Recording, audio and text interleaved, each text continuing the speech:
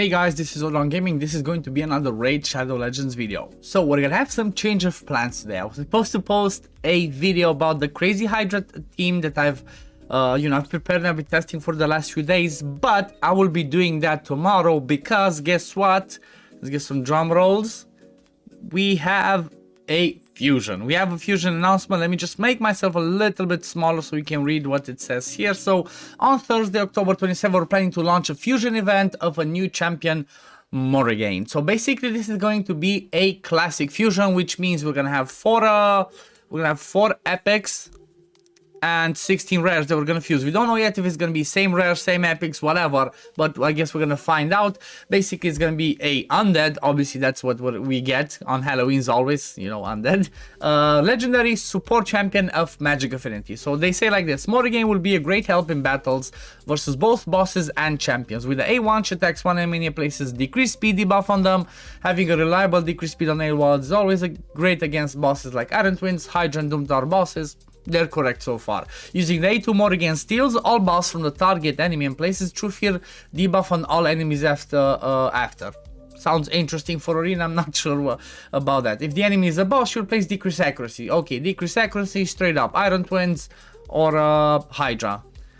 Okay, so this skill will have Morrigan can control PV waves. Yeah, of course, with the True Fear, True can be a good control champion. Moreover, there's a no hit on the skill, so there's no possibility of a weak hit. That's pretty awesome. A3 is all about speed. Okay, we like to hear speed. And turn meter fill. Okay, she decreases all enemies' turn meter, then fills all allies, and then places increased speed buff on them. Okay, that's good again. If you don't have a good turn meter for Arena, yeah, exactly. So basically, from what they say, it's like, yeah, she brings interesting kit, more than welcome to use this skill in bosses. Yeah, of course, can be good for Hydra, but you know what? This was their their opinion. Also, there's a passive, places heat reduction, most injured enemy. This debuff is fully protected. Okay, cannot be removed, transferred, or whatever. Sounds awesome. On top of that, she has an aura. So this was Raid's opinion. Let's have a look at it ourselves. So let me go in there and boom. This is the new champion. She looks amazing as always. Her the skin, I'm quite sure is gonna be bonkers. They always do a good job with that. So let's have a look here. So basically here says A1 decreased speed 50% when booked, 70% chance of placing a 30% decreased speed. That's pretty high. So that's a pretty high chance, 70% on the A1. That's really good. Like, I like this so far. On the A2, Shriek of the Banshee. The first one was called Haunt with Hesitation. Like, what do you mean? Why would you haunt with hesitation? Never mind.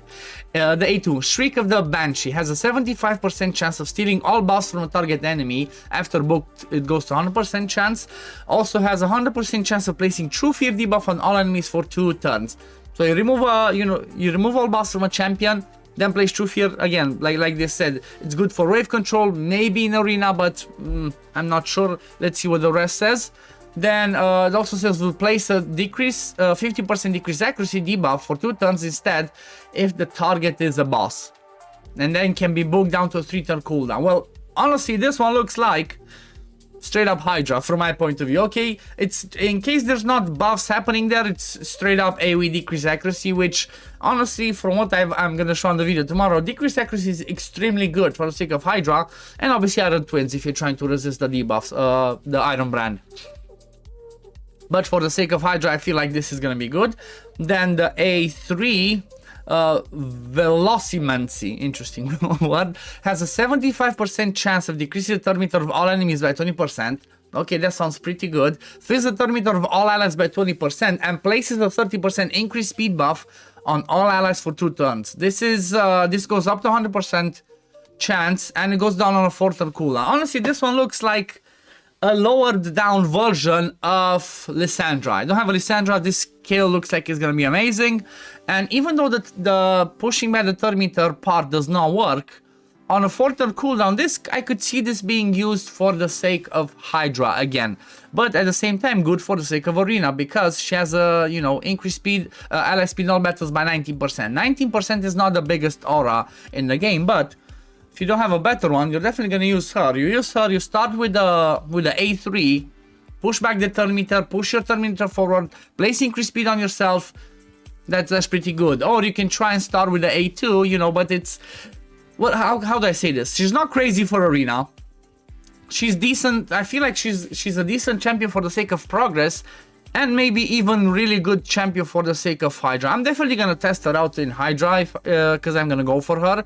She uses what, 3, 6, 10 books. 10 books is not such a, you know, it's not too crazy. I'm definitely gonna go for this one. This is definitely one that I would suggest. Like, if you're still trying to progress in the game, progress in Hydra, progress in the, what's it called, Iron Twins, this is definitely a champion you don't want to skip. Yeah, I forgot to mention the passive. At the start of each turn, let me move myself here again. At the start of each turn, places a 100% hit reduction debuff for 2 turns on an enemy with the lowest HP. This debuff cannot be removed, transferred, spread, or have its duration increased or decreased by enemies or allies. So this is pretty amazing if you're thinking about, you know, somewhere where you might want to control, you know, a champion and don't have it healed. So basically, if you're fighting against a tanky team in arena and you put this one, I'm not sure. So it just says that it cannot be removed, transfer, spread, or you know, manipulated anyway, but it's not. It doesn't say it cannot be resisted. It doesn't say that it it's, you know, cannot be blocked or whatever. However, if there's no block debuffs and you manage to place this before the champions start healing or start trying to do the cleanse and stuff, this can actually be interesting for arena. Definitely not the craziest kit for arena, like I said, but it can be interesting. So I definitely see reasons to go for this champion. And honestly, from my point of view, if I remember correctly, this is 100% the best Halloween fusion yet. This is definitely, looking at the kit overall and thinking about what champions we had in the past, because like, what were the champions that were fusions before in the past? I think it was Brackus, then it was Elegaeus, then the last year we had Vlad. Like, I remember because I started when it was the Elegaeus one. So obviously Vlad was pretty decent, his kit was pretty okay, but nothing too crazy, I guess.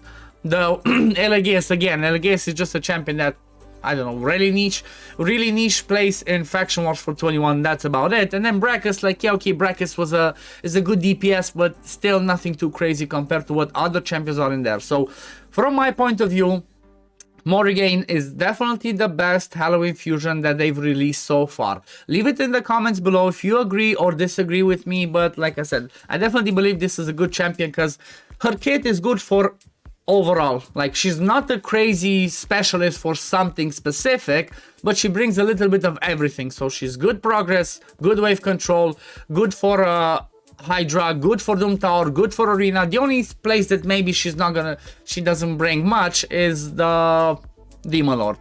Don't see her in Demon Lord. Everywhere else she can fit in with her kit because it's pretty good, you know. Like I said, A2 goes down to a 3-turn cooldown, A3 goes down to a 4-turn cooldown, not too many books to be used. So yeah, I'm definitely gonna be going for this fusion 100% because I would want to play with her after I get her. But yeah, like I said, leave it down in the comments below. What do you think? Is this the best Halloween fusion we have so far? Yes or no? And at the same time, will you be going for this fusion or not? But yeah, this is gonna be for the video today, guys. Thank you for watching, and I'm gonna see you all in the next video. Peace.